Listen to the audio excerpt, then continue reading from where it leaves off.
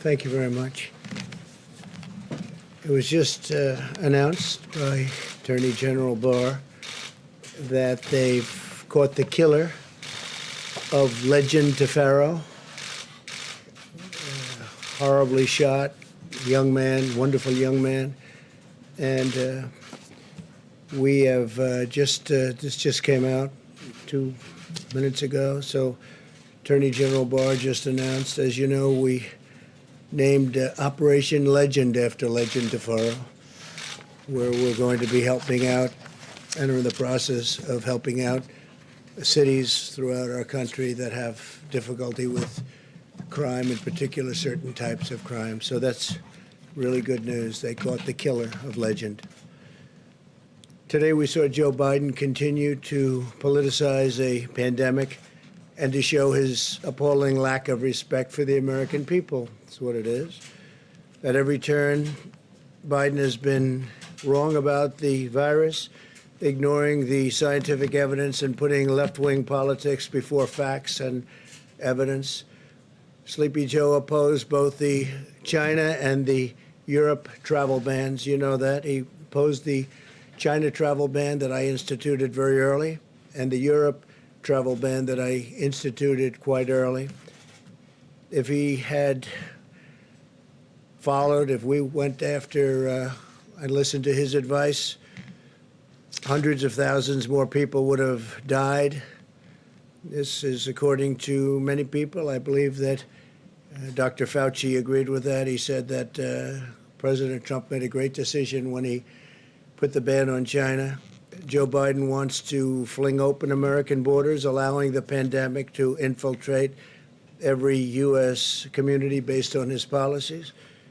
He wants to have ridiculous open borders. I've been saying from the first day I started campaigning for this great office that you have open borders, you don't have a country. You don't have a country with open borders. So he wants open borders. The Democrats want open borders. And if you take a look at our southern border, we would have criminals pouring through. The wall is getting close to 290 miles long, and it's having a huge impact. So we disagree with him on that. That's one of the many things that we disagree with. But while Joe Biden would allow rioters and looters and criminals and millions of illegal aliens to roam free in our country, he wants the federal government to issue a sweeping new mandate to law-abiding citizens. He wants the President of the United States, with the mere stroke of a pen, to order over 300 million American citizens to wear a mask for a minimum of 3 straight months. I guess this just happened. He thinks it's good politics, I guess. No matter where they live and no matter their surroundings, because different states are much different, both in terms of the atmosphere itself and also in terms of the corona problem. He does not identify what authority the president has to issue such a mandate or how federal law enforcement could possibly enforce it, or why we would be stepping on governors throughout our country, many of whom have done a very good job, and they know what is needed. Also, many of our 50 states are doing the job at a level that, frankly, people are really surprised, including foreign governments that are calling us constantly and asking for advice. So I want to just say our governors have worked very hard. They've worked with Vice President Pence and myself and everybody else that's been going. We have Scott now involved, and so Scott, congratulations, but you'll be working with a lot of governors. You've already started, and Dr. Fauci and Dr. Birx. If the president has the unilateral power to order every single citizen to cover their face in nearly all instances, what other powers does he have? That's why he refused, Biden, to take questions. He couldn't answer any of them, couldn't answer the questions. He refuses to take questions. He never takes questions. I take questions. He never takes questions. And you sort of wonder what's going on, because they're not that difficult. Some can be nasty, but they're not that difficult. but he never takes questions. So he just, I guess, left. I didn't see it, but I guess he just left the podium. Put it in your minds. My administration has a different approach. We have urged Americans to wear masks, and I emphasized this is a patriotic thing to do. Maybe they're great, and maybe they're just good. Maybe they're not so good. But frankly, what do you have to lose? You have nothing to lose.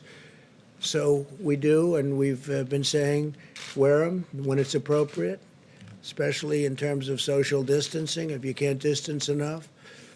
And what do you have to lose? But again, it's up to the governors, and we want to have a certain freedom. We want to have a certain freedom. That's what we're about. At the same time, we also understand that each state is different and is facing unique circumstances. You have very, very different states facing very unique differences and circumstances. We've entrusted the governors of each state, elected by the people, to develop and enforce their own mask policies and other policies following guidance from the federal government and CDC. We're working with each state to implement a plan based on the facts and science. We will continue to urge Americans to wear masks when they cannot socially distance, but we do not need to bring the full weight of the federal government down on law-abiding Americans to accomplish this goal. Americans must have their freedoms, and I trust the American people and their governors very much. I trust the American people, and the governors want to do the right thing to make the smart decisions, and Joe doesn't know too much. Unlike the Biden approach, our approach is guided by science. That's why we're focused on protecting the high-risk Americans. That is why we're delivering effective medical treatments to dramatically reduce the fatality rate. And that is why we're developing a vaccine and therapeutics in record time. You'll see that, I think, very soon. Sleepy Joe rejects the scientific approach in favor of locking all Americans in their basements for months on end, which I think is something that Scott would be very opposed to. I think I can speak for you. We've been dealing pretty strongly over the last number of weeks. But he wants them in the basement for months on end. And you have governors that have been very, very strict on keeping people in their houses, keeping people in their, wherever they may be, apartments. And frankly, I don't think the results are necessarily better than other results. But he wants to shut down our economy, close our schools, and grind society to a halt. And he wants it done by a federal decree. This would lead to a crippling, long-lasting depression. This would be a crippling, long-lasting depression. And yesterday I showed you the numbers about how well we're doing coming back with auto sales and auto manufacturing and used car sales and housing sales at numbers that nobody would have believed. And we're back and very strong. It's a very strong V. It's almost a straight-up V. We'll be discussing that over the next couple of days. But the economy is coming back, and the employment numbers over the last 3 months are a record in history of our country.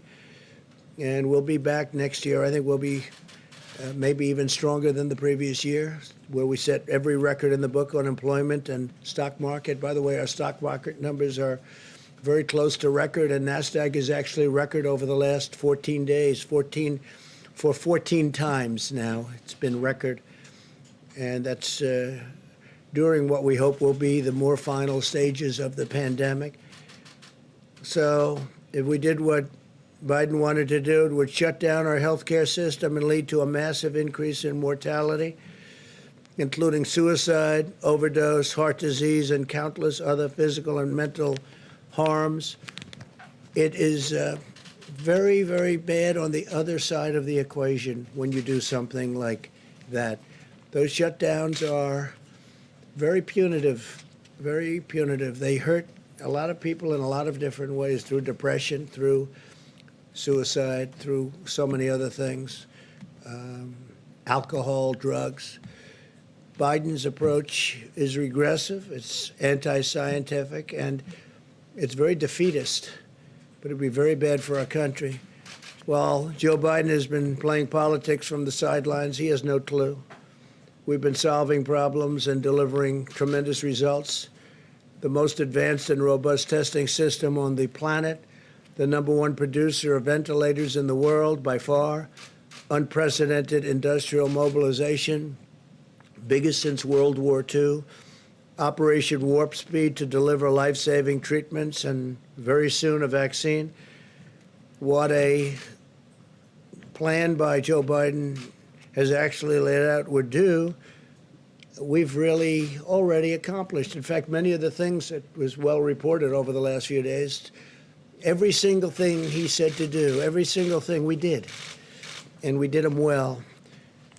So Biden has no idea on his own. He only knows what he thinks we should do, and he spews it out, and then I guess you could say he plagiarizes, and he really did in our case, because every single one of the events, I think, Kayleigh, we can say that, was something we had already done. So we'll defeat the virus, but not by hiding in our basements. He's got to come out of his basement. We'll defeat this virus through a common sense mitigation effort, shielding those at highest risk and unleashing America's medical and scientific genius, which is what it is. And we've already been doing it, and we're very close to having something that's going to be very, very special in the form of therapeutics and vaccines. To Joe, I would say stop playing politics with the virus, too serious. Partisan politics has no place here. It's a shameful situation for anybody to try and score political points while we're working to save lives and defeat the pandemic. In times of national challenge, Americans, and we are, by the way, we are working with countries from all over the world, and they're trying to learn from us. And some of the countries that you spoke most well about are having a tremendous surge right now, but it'll work out. But Americans must unite together, and they must put politics aside and have to really unite for a common good. 3 vaccines are in the final stage of clinical trials. They're doing really well. We're producing the most promising vaccine candidates in advance. As you know, part of the largest industrialization ever. It's incredible when I meet with heads of companies that are doing this, that are the best companies anywhere in the world. It's incredible where they are, how they're doing, and the speed with which they're doing it, and also the speed with which the FDA is approving things. Because by any other standard, you would have been 2 or 3 years away from being at the point that we're at. By the end of this week, we will have shipped 1,846 rapid point-of-care testing devices to nursing homes, which are a very important source, as you know, for people that are not handling the plague from China very well. This week alone, we're sending 992 testing devices and 450,000 tests to more than 950 nursing homes across the country. And these tests are incredible. These are tests that are all new, very modern. And we're also getting on the tests that are not done immediately with the 5 to 15-minute timing. When they do send them to a lab, they're coming back now in 3 days. So it's a 3-day process, which is about as good as you can do. You have 1 day of delivering, 1 day of receiving, and 1 day in the lab. We're also requiring all nursing homes to test all members of their staff at least weekly. By unleashing America's scientific genius, we have delivered effective treatments. The case fatality rate for Americans over 70 has declined by about 85%. That's a fantastic number. It's declined. That's case fatality. It's declined by 85%. Europe has seen 40% more excess mortality than the United States compared to a non-pandemic year. So you hear the numbers, and those numbers are very interesting, but that's the way it is. We continue to urge all Americans to wash your hands, socially distance, wear a mask when necessary, and when you cannot, distance and protect Very importantly, the vulnerable, protect people that are older and especially people that have problems with heart or diabetes or some other problem. Earlier today, very exciting news, very big news all over the world. They're talking about it all over the world. It was amazing. We finalized a historic peace agreement between Israel and the United Arab Emirates. After half a century, Israel and the United Arab Emirates will fully normalize their diplomatic relations. Nobody thought this was something that could happen for a long time. This is the most important diplomatic breakthrough since the Egypt-Israel peace agreement was signed over 40 years ago. We have Ambassador to Israel, David Friedman, here. Thank you, David, for being here. We very much, you would agree that this was a big day for Israel and a big day for the world. Good. Thank you, David. You've been fantastic, too. Fantastic ambassador and representative of our country. Thank you very much. The deal that was reached today will enable Muslims to have far greater ability to visit many historic sites in Israel and to peacefully pray at the Al-Aqsa Mosque, which is very important to them, which they've wanted to have access to for many, many decades. This is a monumental step to forging ties of cooperation in the Middle East, and I think you're going to have other countries come forward. I can tell you we already do, and they want to make a deal. They're going to have peace in the Middle East. It'll be fantastic. Israel is also suspending settlements in the West Bank, which is a big deal, a bold step toward achieving peace. Israel and the United Arab Emirates have also agreed to immediately expand and accelerate scientific collaboration to develop effective treatments and vaccines to defeat the China virus. They've both been hit. Virtually every country has been hit, 188 countries, and to save lives in their region and in their world. So they are working very much on the vaccines also with us. And again, some very good news is going to take place with respect to that. Our unprecedented diplomatic engagements laid the groundwork for this historic peace agreement, which was just announced a little while ago today. We will not rest as we continue to work toward a world of greater harmony and prosperity for all. I want to thank Prime Minister Benjamin Netanyahu of Israel and Crown Prince Mohammed bin Zayed of the United Arab Emirates, two fantastic people, for their vision and their leadership, and I look forward to hosting them at the White House very soon to formally sign the agreement. We'll probably be doing it over the next, I would say, 3 weeks, and they'll be coming to Washington. So that was a tremendous day. That was a tremendous thing that happened, and it's a great sign. We have a lot of other interesting things going on with other nations also having to do with peace agreements. And a lot of big news is coming over the next few weeks. And I'm sure you'll be very impressed. And more importantly, it's a great thing for our country, a great thing for the world. So thank you very much. Please, go ahead. Thank you, Mr. President. I appreciate it. I want to ask you about school-age kids and food. One of the real problems when you shut down the schools, these are kids on reduced and free lunch programs. They need these meals to make it through their day, and with districts shutting down school, what, if anything, can the federal government do to make sure that the kids still get decent meals as long as the schools are out? Well, you know, we don't want the schools shut down. We want the schools to open, and especially very young children handle it, all children, but especially very young children handle it very well. So we want schools open. We don't want to be in that position. We want schools open.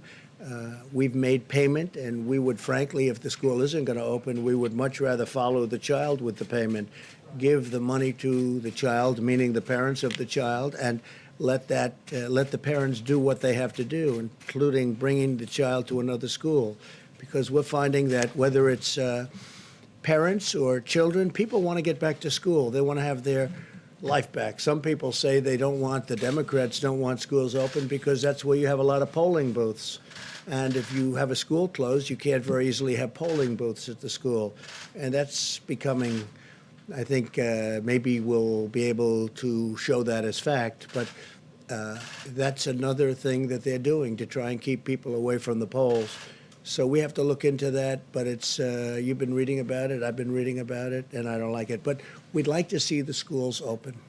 Then we don't have that problem. Good question. Thank you, Chris. Mr. President, what's your understanding of how long Israel will suspend its West Bank annexation plan? What do you think? Tell me. Well, we're putting all our eggs into the basket of peace. We have an agreement with the Emirates. We're going to nail down all the details, embassies, overflights, commercial. Then we're going to extrapolate that to the rest of the region. How long that takes, I can't tell you, but we've prioritized peace over the sovereignty movement. But it's not off the table. It's just something that will be deferred until we give peace every single chance. And what do you want the Palestinians to take away from this deal, since they're not really a party to it? Well, but they are supported largely by some of the countries that we're talking to and that have already signed, you know, in the case of the one country, but others will be following. And I think the Palestinians will, without saying it necessarily yet, I think they very much want to be a part of what we're doing. And I see ultimately the Palestinians, I see peace between Israel and the Palestinians. I see that happening. I think as these very big, powerful, wealthy countries come in, I think the Palestinians will follow quite naturally. Yeah, please. Do you believe that a deal could have been reached without Israel's agreement to temporarily suspend annexation? Say it again. Could you make it louder?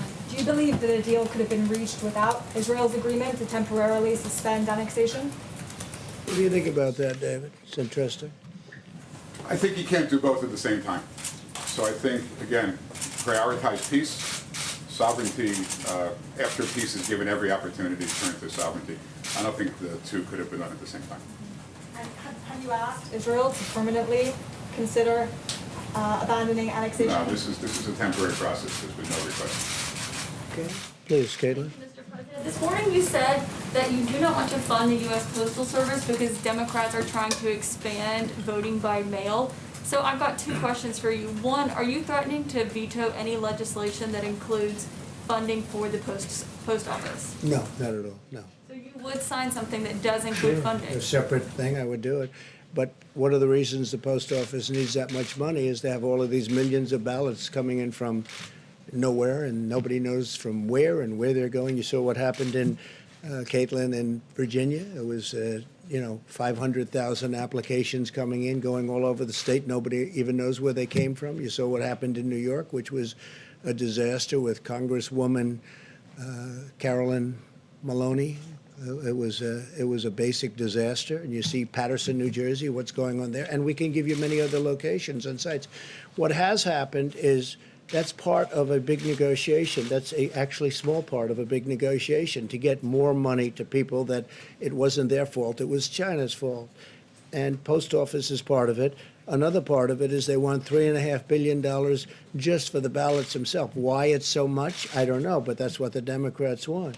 But if the bill isn't going to get done, that would mean the post office isn't going to get funded. And that would also mean that the $3.5 billion isn't going to be taken care of.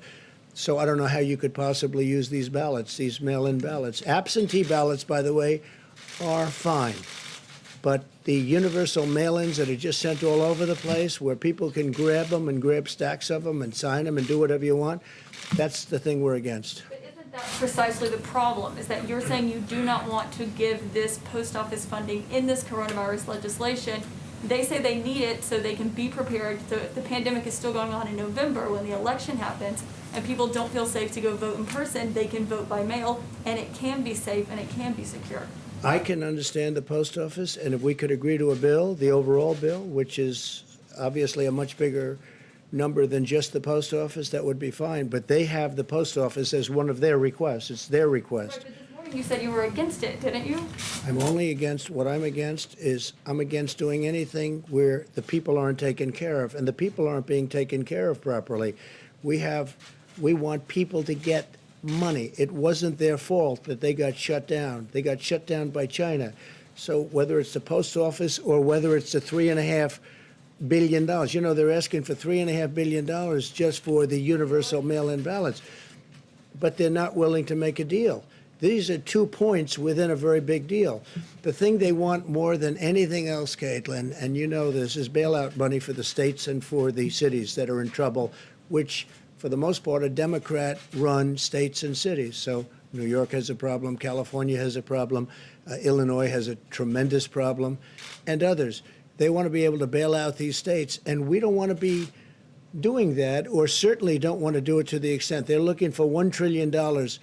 We don't want to be doing that. Please, go ahead. I'm just really confused, because this morning you said they need that money in order to make the post office work so it can take all these millions and millions of ballots, and you said that would be fraudulent. So it sounded like you said you're blocking. No, I said it will end up being fraudulent, because if you look at what's happened over the last few weeks, just look at the few instances where this has happened, it's turned out to be fraudulent. Well, if you look at New York, it was fraudulent. If you look at Paterson, New Jersey, it was fraudulent. Of course there is.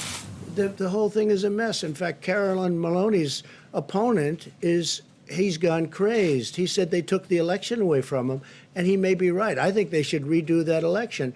And if you look at Virginia, it's terrible. Look at some of the things that have happened in California. Look at California, where they found 1 million non-eligible voters. That was done by Judicial Watch, Tom Fitton and Judicial Watch. We have to have an honest election. And if it's not going to be an honest election, I guess people have to sit down and think really long and hard about it. But if the post office, if they're not going to approve a bill, and the post office therefore won't have the money, and if they're not going to approve a big bill, a bigger bill, and they're not going to have the $3.5 billion for the universal mail-in votes, how can you have those votes? What would mean is the people will have to go to the polls and vote, like the old days, like 2 years ago, 3 years ago, 4 years ago. They have to go to the, it doesn't say anybody's taking the vote away, but it means that the universal mail-ins don't work. Absentees do work. It's a very different thing. An absentee, where you make an application and you send it in, they send you a vote, it's different. But, so Caitlin, I'm not saying anything wrong with voting. I want them to vote. But that would mean that they'd have to go to a voting booth like they used to and vote. Even if they don't feel safe voting in person, people want to vote by mail because. Well, they're going to have to feel safe, and they will be safe, and we will make sure that they're safe. And we're not going to have to spend $3.5 billion to do it. And when you go to a voting, it would be wonderful if we had voting ID, and some states have that and some states don't because they can't get it passed. Most states want it. But we want people to vote, but we want people to vote so when they vote, it means one vote. It doesn't mean ballots all over the place. You saw what was happening in Virginia, where piles of ballot applications are dropped all over the state. They had them named after dogs. They had them named after dead people. We want to have an accurate vote. I'm not doing this for any reason. Maybe the other turns out to be my advantage. I don't know. I can't tell you that. But I do know this. I just want an accurate vote. And it's a fair question, by the way. So does everybody else. Okay. Mr. President, how does the accord today between Israel and the UAE help struggling and persecuted Christians in the Middle East? Help what? How does it help struggling and persecuted Christians in the Middle East, the deal today? Well, I think it's going to. I think it's a big start. And you're right about that. Christians have been persecuted by some countries in particular in the Middle East. And I think this is a big start. It's going to be a very strong start, very powerful start. And it's something that I will tell you, I've told David and I've told every one of our negotiators, if you look at the way Christians have been treated in some countries, it's beyond disgraceful. It's if I had information and if I had absolute proof, some of the stories that we've heard, which is not easy to get, I would go in and do a number to those countries like you wouldn't believe what they do to Christians in the Middle East, and it's disgraceful.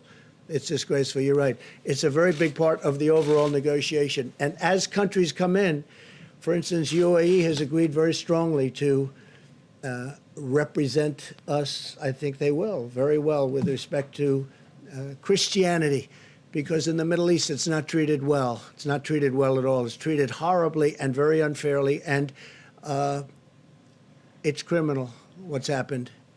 And that's for many, many years. I think it's a great question and it's a very unfair situation. Please, go ahead. Thank you, Mr. President. Larry Kudlow said that there's a routine check-in call with China on the Phase 1 trade deal. My question is, what if they bring up TikTok and also WeChat? Would you instruct your team to engage them on that executive We have order a you just- deadline of September 15th, and whether it's Microsoft, I understand, and others are negotiating.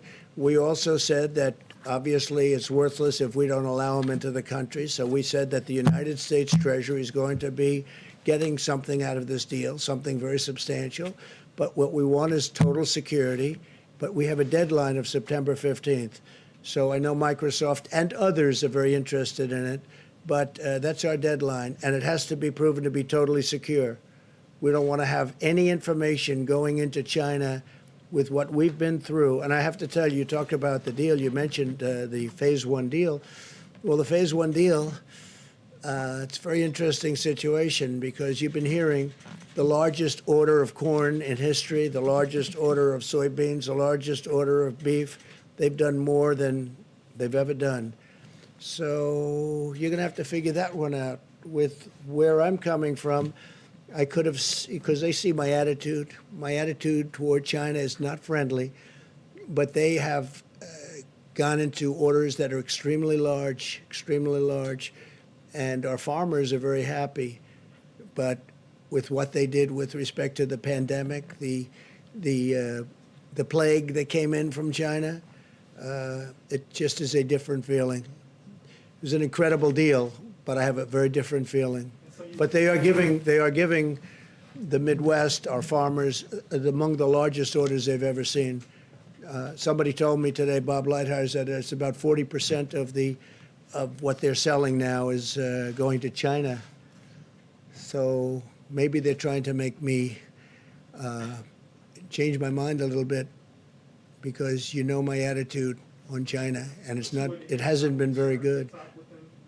Well, we're not talking to them, no. We're talking to the companies. In theory, it's a company, but it's a company within China. That means China.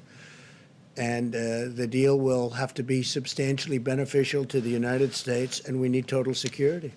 Okay? Mr. President. Mr. President.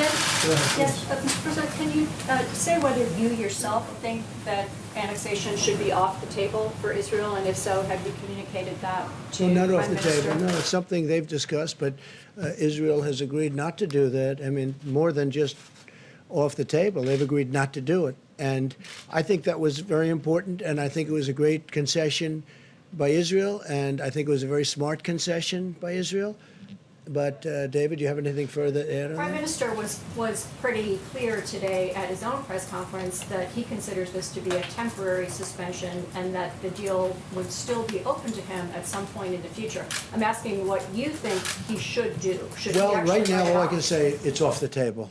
So I can't talk about sometime into the future. That's a big statement. But right now, it's off the table. Is that a correct statement, Mr. Ambassador? Yes, the word suspend was chosen carefully by all the parties. Suspend, by definition, look it up, as means temporary halt.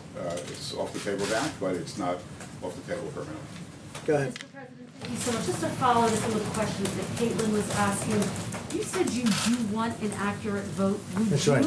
direct the Postmaster General to reverse some of the policy changes that have No, occurred not at there all. in order to prevent delays? No, I wouldn't do that at all. No, I want the post office to run properly, but, which makes sense. They would need a lot more money if they're going to be taking in tens of millions of ballots that just come out of the sky from nowhere. And so they need additional financial help. It's a part of the bill that the Democrats don't want to make because they want $1 trillion, much bigger part of the bill. They want $1 trillion to go to states that are run by governors who happen to be Democrats who have not done a good job for many, many years. And those are states that owe a lot of money and need a lot of money, and they're talking about $1 trillion. So the post office and the $3.5 billion for the votes themselves, which sounds like a lot of money they're looking for. $3.5 billion. Think of that, $3.5 billion to have mail-in ballots. Again, absentee good, universal mail-in very bad. Please. One quick follow-up. Given that the negotiations are still ongoing about whether to get more money to the Postal Service, why not put more resources and more money yourself. Find a way to do that to make sure there is a Well, they free can and do fair it very easily. All they have to do is make a deal. If they make a deal, the Postal Service is taken care of. The money they need for the mail-in ballots would be taken care of if we agree to it. That doesn't mean we're going to agree to it. But all they have to do is make a deal. But again, more important to them is not that. That's a lot of money, but it's small time compared to the other. What they want to do, and very, very strongly what they want to do, is bail out cities that are run by Democrats and have been for many years. And these cities and states have done very badly, and they desperately need money for that. And we're open to something, but we're not open to the kind of money that they need. Go ahead, please. Mr. President, very quickly, my question to you is just what are Just you 1 doing- second, please. Go What are ahead. you doing as president to make sure there is a free and fair election? That the what? What are you doing as president to make sure there is a free and fair election? So everyone talks about Russia, Russia, Russia. They talk about China, China. They talk about all of these different countries that come in and run our elections, which is false. But what they don't talk about are things like very loose mail-in ballots, universal in nature, that frankly Russia, China, North Korea, Iran, all of these countries that we are reading about, hearing about, and in some cases they're writing about intelligence-wise, these countries can grab those ballots or print forgeries of those ballots, and they would go out and they would have a field day. This is the easiest way for the mail-in ballots, is the easiest way for a country like a China or a Russia or a North Korea or Iran. I hear Iran too, you know, that was part of the report. This would be very easy for them. This is much easier than, well, we have been very strong. Now, if you remember, President Obama was informed about Russia by the FBI in September.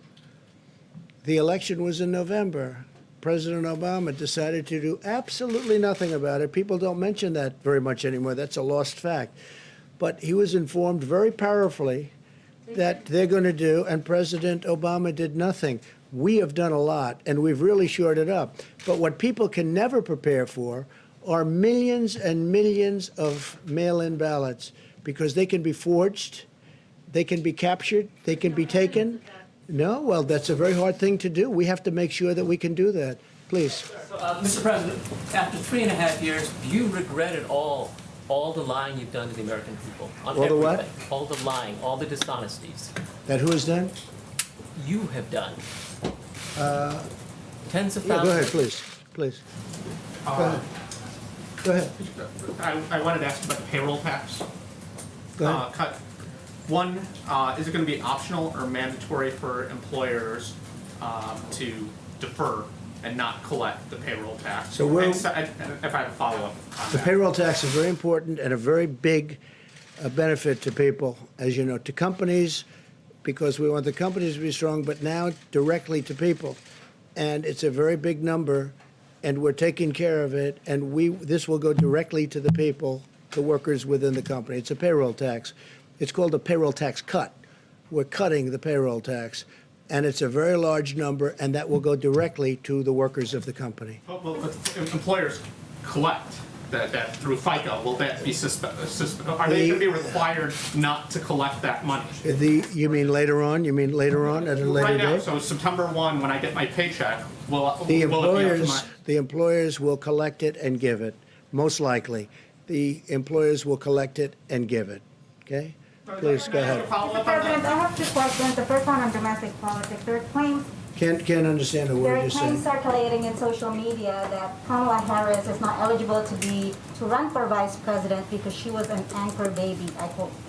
Do you or can you definitively say whether or not Kamala Harris is eligible, meets the legal requirements to run as vice president? So I just heard that. I heard it today, that she doesn't meet the requirements. And by the way, the lawyer that wrote that piece is a very highly qualified, very talented lawyer. I have no idea if that's right. I would have assumed the Democrats would have checked that out before she gets chosen to run for vice president. But that's a very serious. You're saying that they're saying that she doesn't qualify because she wasn't born in this country. No, she was born in this country, but her parents did not The claims say that her parents did not receive their permanent residence at that Yeah, time. I don't know about it. I just heard about it. I'll take a look.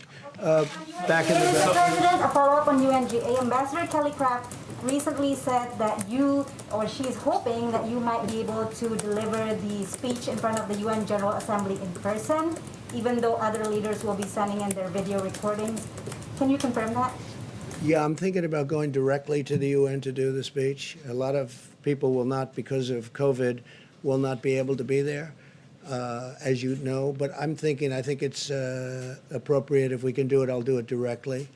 And again, this will not be like in the past, because some countries won't be able to escape the problems they're having. You know, countries are having a tremendous problem with the China virus. So we'll see what happens. But I would prefer doing it. I can do it the other way. I can do it viral, as they say. I can do it in that form, but I'd rather be at the United Nations, deliver it. I think it better represents the country. Also, I feel sort of at least a semi-obligation as the President of the United States to be at the United Nations to deliver what will be an important speech. Would you still do it if the room is empty? Well, the room won't be empty. The room will have different people there and representatives of countries. But I can understand how it's very difficult for countries to be there. They won't be there only for that reason. They'd love to be there. I've already had people call, in fact, say, a couple of them, I'd love to be there. If you want, I'll be there. I said, don't be there. You don't have to be there. No, the room would be, I think the room will not be, although there may be a spacing requirement like you have in this room. This room was always packed. This room would be packed again if we had the seats open, but you have a spacing requirement, so I understand at the United Nations they may have that too. Yes, please. Thank you, Mr. President. I have a question on the peace deal, but if you don't mind, could I defer my question to Imad Khan from Epic Times? Sure, yes, please. Thank you, Mr. Please. President. Thank you. I would like to ask your opinion about what recently happened in Hong Kong, recent attack on press freedom in Hong Kong, and Jimmy Lai was arrested, his newsroom was raided. How will the U.S. respond to this? Well, I think it's a terrible thing, but one thing that we have done, we gave tremendous incentives to Hong Kong because of freedom. We want freedom. And we were giving tremendous economic incentives to Hong Kong, and we have now withdrawn all of those incentives. And it will be impossible for Hong Kong to compete with the United States with respect to that. It just won't be, because we've taken all of the incentives away. If you look at China with the World Trade Organization as an example, they're getting tremendous because they're considered a developing nation, which is ridiculous. Why should they be a developing nation, but we're not? And they get tremendous incentives. We have, by the way, told them it's unacceptable, and we've been doing that for a long time. They understand exactly how we feel, and big changes are being made.